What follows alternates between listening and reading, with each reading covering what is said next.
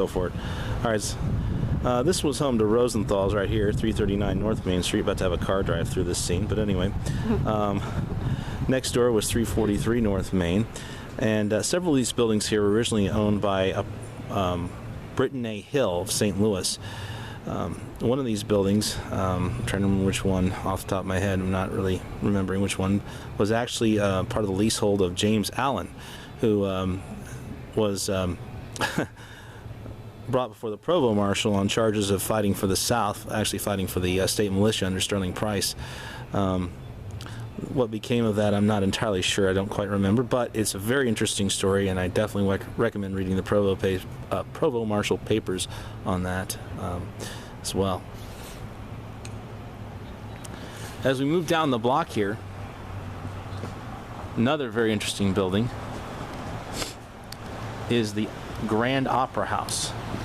Now, the Grand Opera House, which you'll see here in just a minute, I should point out that some of these buildings over here, one of these buildings here, and a building much like this, might have been this building here, was at one time home to the St. Charles Post Office, and the post office was in several different places on Main Street, and this was one of the locations. As we move down here to the Opera House is a very interesting building. It's a three-story building.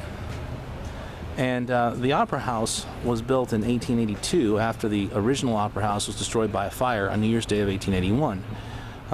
Among those who witnessed the fire were Postlewaite's band. John William Postlewaite was a prominent black St. Louis composer, conductor, and musician, had a number of bands. And he was at the Oddfellows Hall playing a concert on New Year's Eve ball. So the St. Charles Opera House is currently open for special events.